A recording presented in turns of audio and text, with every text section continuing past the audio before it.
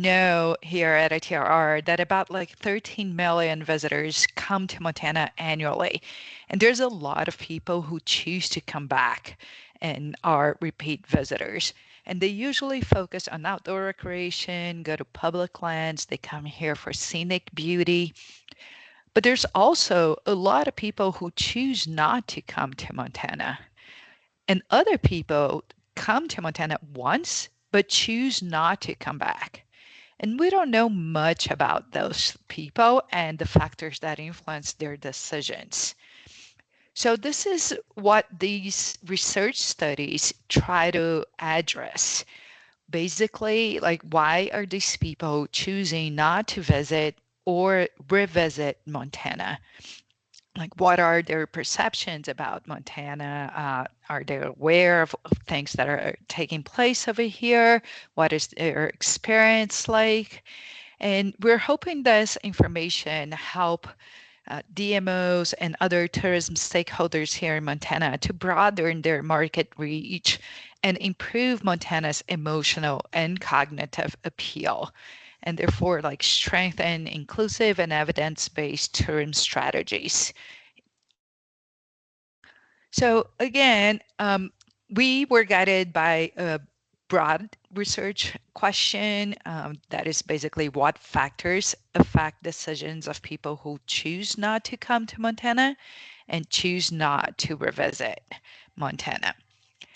So I've been talking about always like these two types of visitors, and that's how we structured the study. We focus on non-visitors for one study, and for that study, there is a specific report that we call the Road to Montana. And there's another population that is the one-time visitors who choose not to revisit. And there's a different report that addresses that study specifically and the results, and it's called oh gosh, of course, I I spaced out. But I'm sure Glenn, I put it on the chat here, the link to those two studies. Oh, the misconnection. There you go. So those two research questions, the broader research question was divided into two smaller ones to address these two populations. And to answer the question of what factors influence travelers' decisions not to visit Montana, we focused on destination attributes of Montana and the destination image that people have about Montana. So the perceptions they have of what Montana can offer and the travel environment over here. And for the people who choose not to come to Montana and to address the question, what factors influences their decisions not to revisit Montana after being here once, we assess their satisfaction with their travels and the destination images.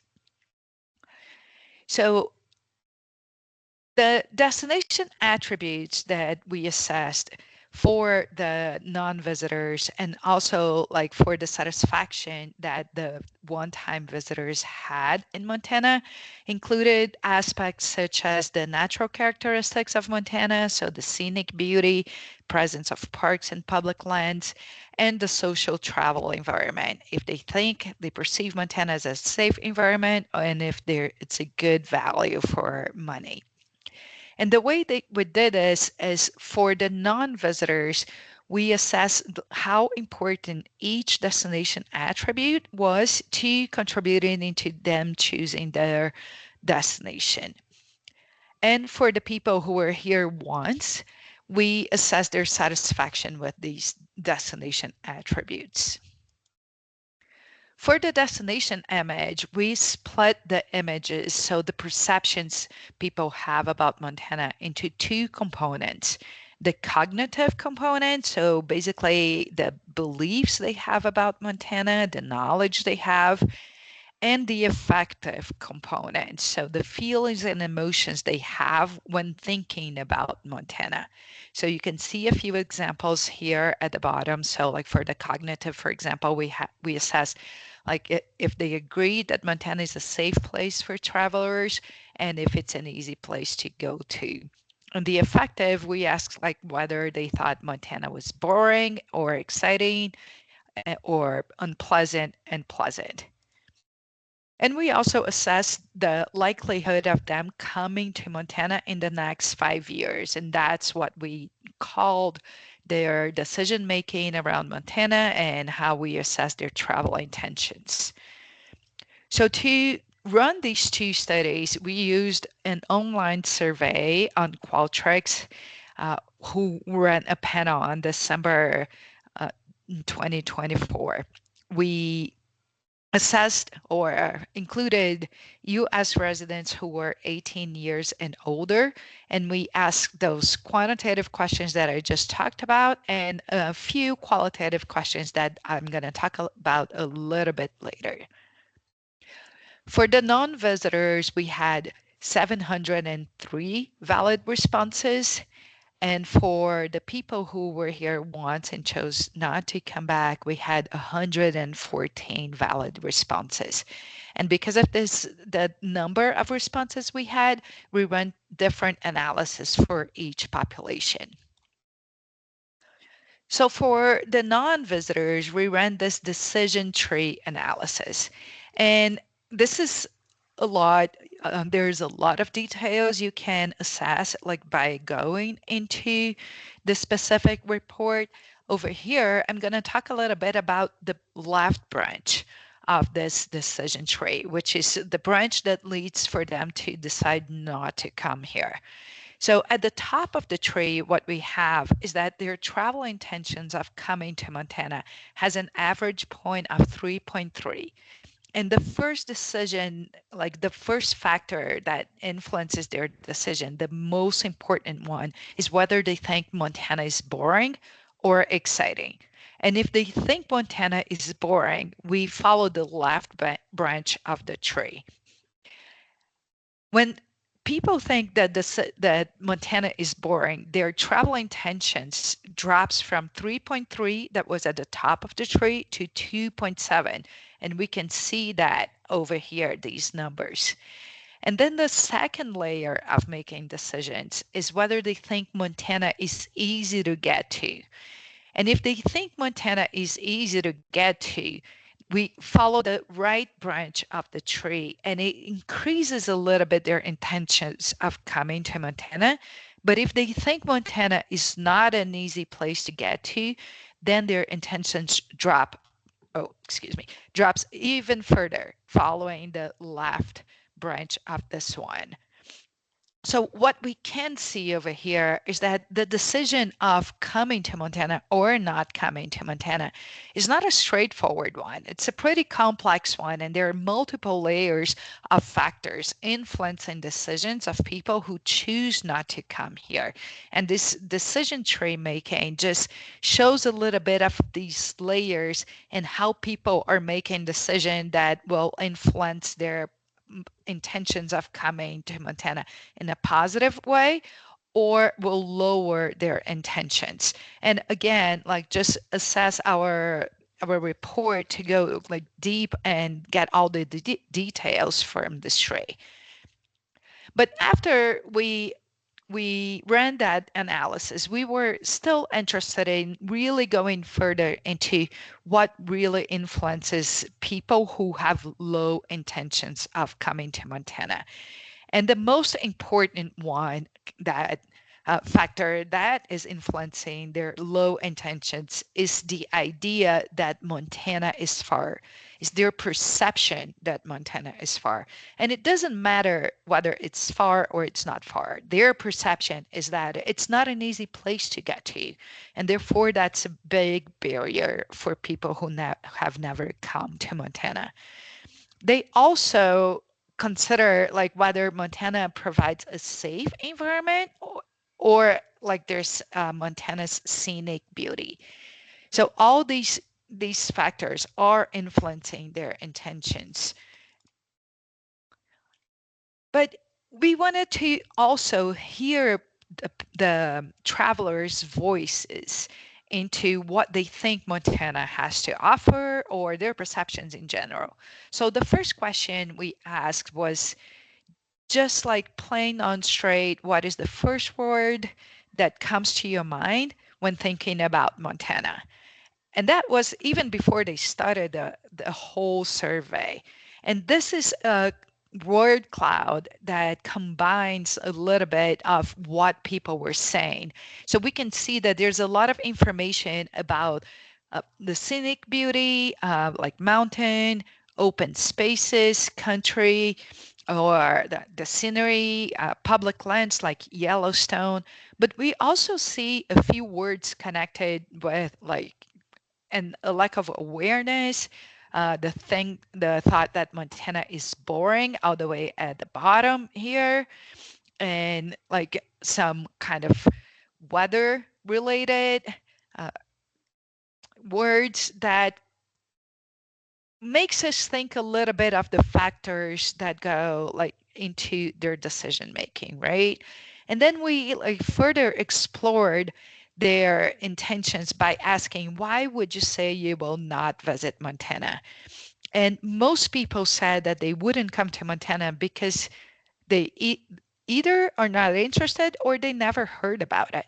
So if they have never thought about coming to Montana, if they don't know exactly what Montana has to offer, that seems to be a big factor influencing their decisions.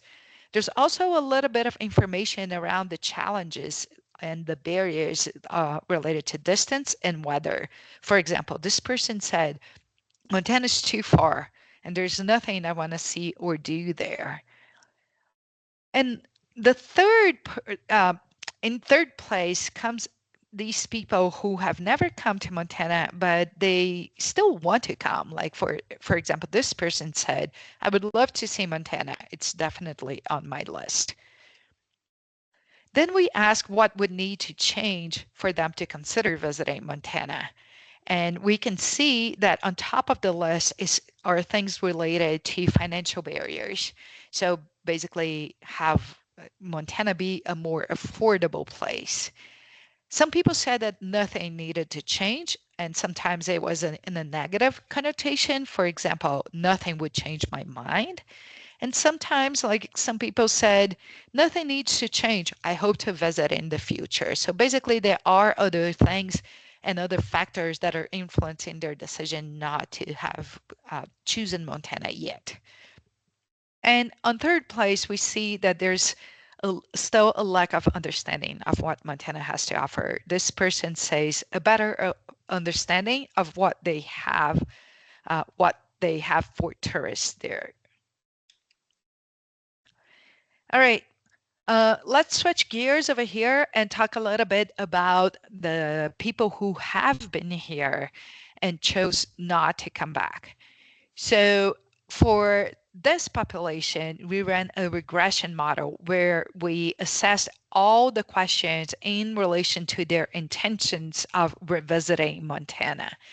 And in a simplified way, what we saw is that like some factors related to their satisfaction are influencing their intentions. Some factors related to their perception, effective perception of Montana.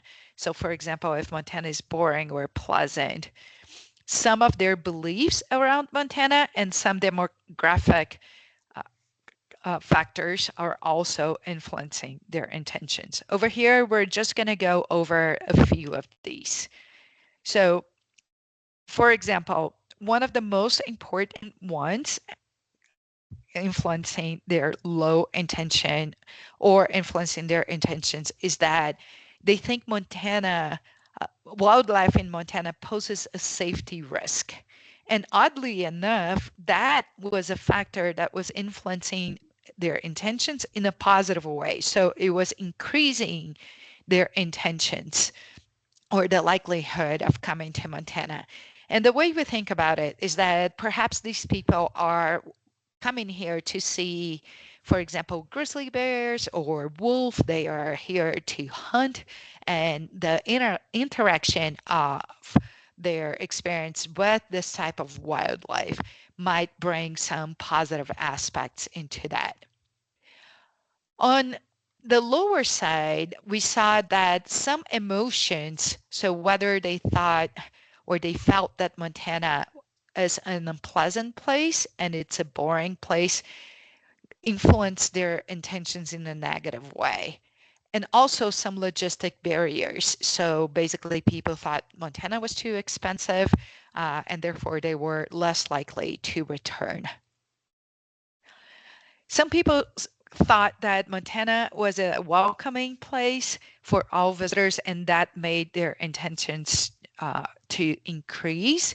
And the satisfaction with the service quality, for example, made in, their intentions increase.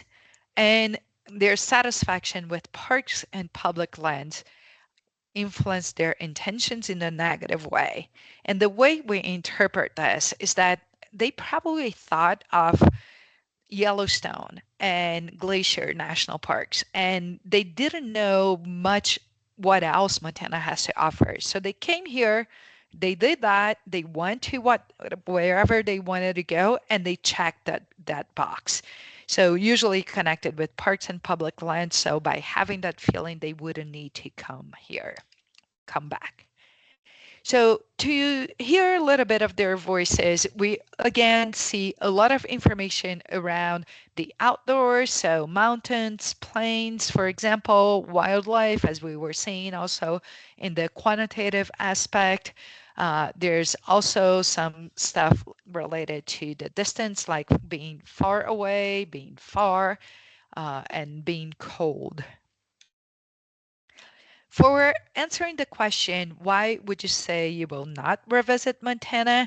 People talked about their own health issues and issues related to mobility. So this person is now disabled and can't get around.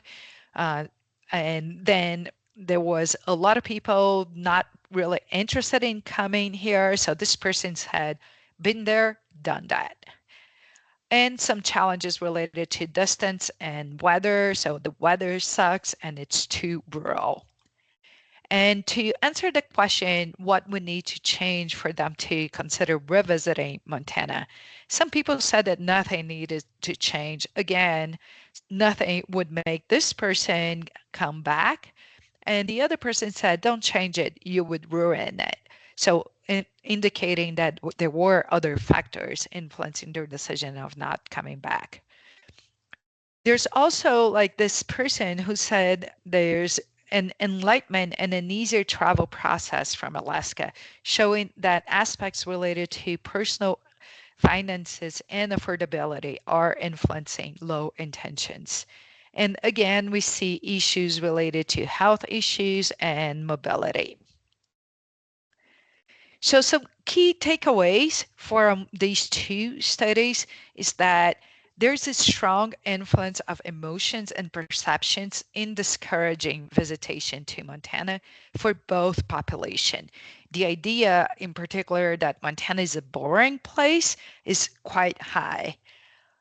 There's also financial and logistical barriers to people to come back or to come to Montana at all.